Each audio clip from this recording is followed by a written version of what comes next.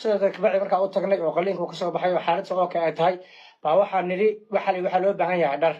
ana waxaa idhi ninkaani oo xaaladdiisi maadaama aragno gabadhiina ay xaamilo tahay ayadana xaaladdeeda aana ka warqabin laga yaabana inay de guri cidaa intaa labada habeen oo ninkaas uu xaafaddaa jiray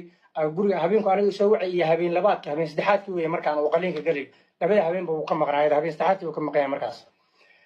aan samayno inaan gabadhii wacno oo xaafadiina dharkeena oganaan gabadhi inaan xogteeda soo helno waayahay baa dhalinyarda annagoo afara gabadhi annagoo meesha fadhinaan wacnay waxay ugu tiri waxaan gabar kale xaafad kale inay aaday baan loo sheegay markuu xaafadda ka sugtay oo wiil ay soo wacay xuyi xaafad kale joogtaa sacdiya marka aan wacno waa wacnay waxaan aabta xaafaddii maa joogtaa minse waxa weeye xaafad kale jirtaa ma xaafad kale waan ka imaaday xaafadeedii baan joogaa waayo waa ku imaananaaye ogow waa ku nidhi ani marka waxay qorshaysnayd inaan waraysto si gaara weliba dhalinyarta intaan ogala baxo aan dhaho maxaa jira xaaladda aan ka waraysto baa ii qorshaysnayd maadaama qof aas ku fiican nahay barnaamijka dhacay iyo dhibkan aan arkayo ay fiican tahay inaad qofka magaranaysaa dee laba dhanba aad wareysata labada qof aad wareysta ay fiican tahay marka annagoo sii soconna oo waxa weye gabadha aan weli gaano gaarigii saaran baa waxaa naloo soo diray gabadha leefkeeda waxaa leeyahay gabadh intii noo soo wacay gabadhii leef ay ku jirtaayo sun bay qasanaysaa leefkii waa furnay waa aragnay gabadha sun qasanayso waxaan sameynay marka gaariga meel magaranaysaa jaam uu ku jiray 4 nin baan ahay aniga ninka waxaan ninay boodha qaadanaynaa waxaa laga yaabaa xaaladda inta ku soo adkaato si aan ugu degdegno sidii ugu soo degdegay annagoo laba albaabkii gabdhaha joogay gabdhihii maysa furin gabdhihiina ayada kabaysa fur leefkana markaa u furnaa sidii baan horta ugu nimaanay alxamdulilah ilaahay naguma adkaynin xataa nin baa hore usoo kaxaysanay lacala nala jibay meesha hadday naga furi weydo marka waxaa dhacday albaabkii aan kusoo waxaan kuri abta iga fur cabdooli weeye saa markaa u hadalnay wiilka cabsimala cabsin weye naga fur naga markaa nafag bay naga siisay markaas weeye marka anigu aan leefka intaan imaado aan dadka u sheegay leef gabadha way fiican tahay waa u nimaanay markaan soo qaadnay kursi meelba markasaa u jiiftay waa fariisinay macnaha afka ugu qabanay leefka markaasaan anigu leefka damiyey anigu wiilka leefka daminay isbitaal hoosa waxaa isku darnay inaan magaranaysaa geyno yar way roonaatay way looday waa qaadnay isbitaalkii baa geynay wiilash kale meesha noogu imaadeen markaa kabacdii leefkii in badan laga arkayey gabadha familkeeda ah oo ayada wax isku yihiin magaranaysaa familkeeda ah noogu imaaday meeshii dhakhtarkii markii gabadha wuxuu yiri kaniin bay qasatay adigoo ribaad wax ku qornaa marayna kaniinkan waa soo aruurnay waan u keenay 15 xabo 10 xabo meelahaas oo kaniina bay qasatay marka wuxuu xoogaa yar neefta ku dhigan waxa magaranaysaa damage weyn inuu jirin maalmay marka aniga iga warsuga gabadha magaranaysaa kumaytray ilmihii wixii dhan uu fiiriyey faleembooyin baa lagu xiray way fiicnaatay wixii marka laba mid ninkaa samayn kara in waxa weeye ilmahan daawadan hadday si kasta daawo fiican tahay maadaama oo inta loogu talagalay ka badan tahay waxa laga yaabaa ilmahan dhib u geysto marka inaan ka warsugno xoogaa oo ilaa magaranaysaa aroortii markaa waa xilli dambe habeen 5 saac meelahaas weeye iyo inaan magaranaysaa gabadha aan ribad foorsaa ku dhufan maadaama gabadhu ay 9 bilood dhamaystay waxa u dhimanaa 6 beri mise 5 beri 2 beri meelahaas u dhimanay iyo magaranaysaa inaan ribad foorsaa ku dhufan oo gabadhu ay sidaa ku dhashay labadaas mid sameeyo gabadhii baa marka noo imaadeen gabdhii baa la tan gabdhii waxay dhahaan way qaadanaa gabadha gurigan geena maadaama fiican tahay xaaladdeena aniga la wareegana waxaa marka haddii ilaahay kuu soo ogol yahay aan ku tashanay inay gabdhii sida gabadh u qaadaan gabadhiiba gaaro u saar xaafadii bay aadeen annaguna waa soo noqonay gurigii baa soo xirnay asna alaab oo u baahnaa oo yar oga soo qaadnay asagii baan aadnay say markaan aadnay oo waxa weeyaan xaaladii soo ogaanay aan soo kala dheelmanay oo 9 saac haweennimo tahay baa magaranaysaa ribood kala soo dhacay gabadhi inay magaranaysaa soo baxday oo isbitaal kale oo magaranaysaa sidii ku dhex yaala maama ay wax isku yihiin gabdha ay wax isku yihiin inta imaadeen magaranaysaa la yiri computer lugsaa marka ilmihii la fiirinaya dib baan aniga u imaaday aniga wiil kale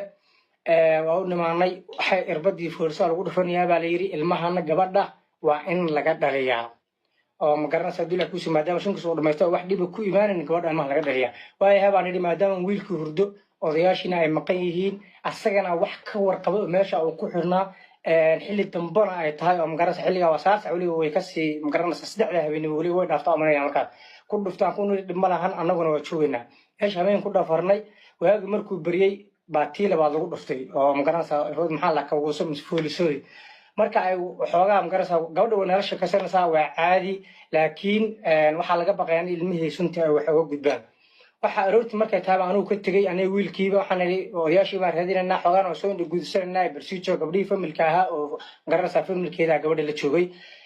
muddo 4 saac meelahaas isku soo noqonay gabadha oo sidii weli magaranaysaa u harjadaysa oo welina magaranaysaa fawshi si fiican u qabanin haddii ilaahay kuu soo geliyahay dhakhtarkiina maana aragno markaas waxaan isku daray marka cabdiftaaxi iyo tolka inaan qayladhaan u dirno waayo cabdifitaax laftarkiisu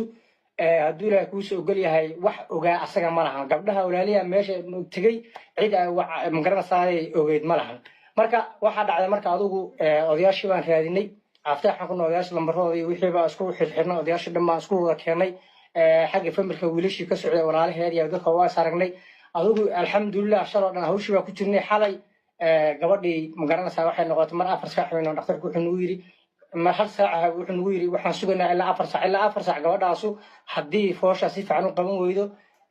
ilmaha dhaqdhaqaaqiisa aan fiirinanaa haddii ilmaha aan ka baqano magaranaysaa dhaqdhaqaaq istaago oo xoogaa aan ka baqno ilmahaas wax dhaawac soo gaaro gabadhaas waxay noqonaysaa operation waa qalliin baa kaga dhalanaynaa sidii bay noqotay gabadhii sidii baa waxa weeye ku operatay alxamdulilah wiil bay dhashay wayna caafimaad qabtaa hadda iyadiyo ilmaheediiba taas waa taas waxaan rabaa inaan usoo noqdo cabdifitaax dhibka gaaray iyo waxa weeye hadduu ilaahay kuusoo geliyaa dhibka gabadha iyo waxa ka bilowda dagaalka iyo gabadha sababta ay sunta uga cabtay waxaa jirta wax qarsoon oo anigu aan ka hadli karin iyo wax aad ninku dhammaantan aad khalad loo fasasho oo aan rabo inaan saxo laba qof oo magaranaysaa gurigooda jooga kolley dhib ka dhex dhacay horta baa cabdifitaax nabar ku gaaray cabdifitaax dhib ku gaaray magaranaysaa waxa hadda ugu daran oo muhiimka ah abwaan anagu kaasoo yara dhexgelaya nin iyo naag isqaba heshiisna maaha colaadna maaha soo waxaad garatay maaha in dad ay usoo fariistaan oo propaganda ah beena ay kasoo gudbiyaan qoyska da'da yar ee quruxda badan waa shay aad iyo aad u ceeb badan soo waxaad garatay maaha marka ku soco abwaan intaas waa kugu dirsanayaan waay dadkan oo usoo ugu dambaysinay waxaan rabaa marka inaan saxo barnaamijka cabdifitaax ku dhaawacmay barnaamijka aad loo bunbuunay waxa weeye in magaranaysaa xaggee asagii aaday asiga dirtay gabadha sunta u cabtay waxyaalahaasaan rabaa inaan saxo waxaa dhacday marka labada qof marka asagoo anigu dhibka ii sheegayo waa wax ayaga dhexdooda ka dhacay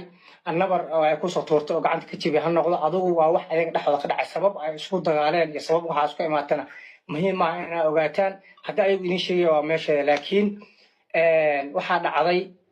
markuu wiilkaas gacantaas ka dhaawacmay gurigeedu kasoo tegey gabadha ay ilmaabtigiin gurigeedu tegey marka habeen bay ahayd habeenka xaggaas ku dhaxay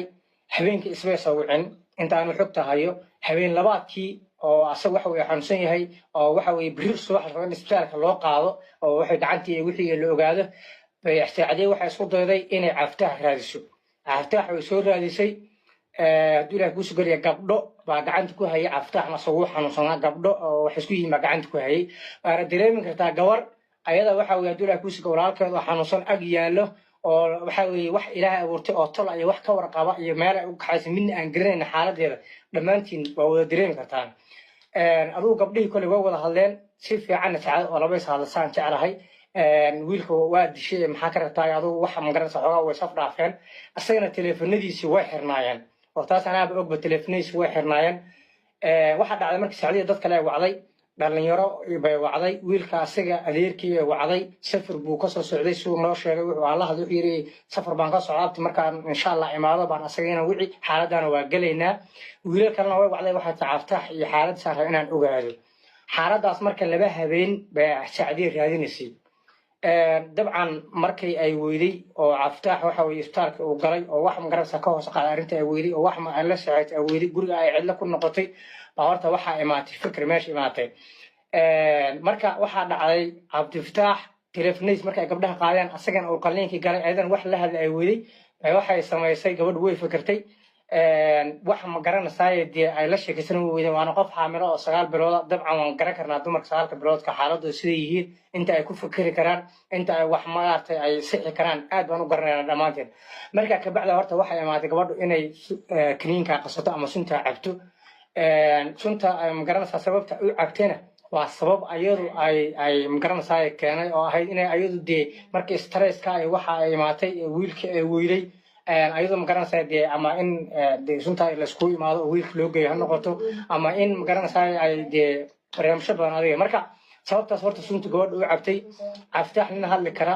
nin teleefon haysta nin ama diidi kara ama yeeli kara dabcan inay isla hadleen intii hore dee inta qalin gelin iyo habeenkii hore xoogaa fiicnaa anima sheegi kara taas laakiin sababta ay gabadhu sunta u cabtay ee la sheegayo waxa weeye in wiilkii ay weyday guriga ay cidlo ku noqotay asxaab kolley u dhadhaweyd oo ama gabdha ama wiilal ah oo anaga aan ugu nimaano oon deriska ahayna oo ayada xaaladeed ka warqabtayna ma jirto ama ayada ha u sheegi weydo ama ha u imaan waayo anigu taa ma ogi marka sababtaas horta keentay inay gabadhu sunta cabto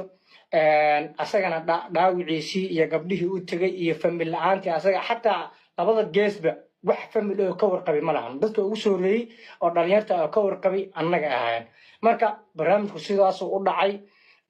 waxaan rabaa inaan soomaalida u sheego waxa wiilka uu ka tegay iyo sunbay darti u cabtay iyo waxa la isla dhex orday wax ka jira oo ilaahay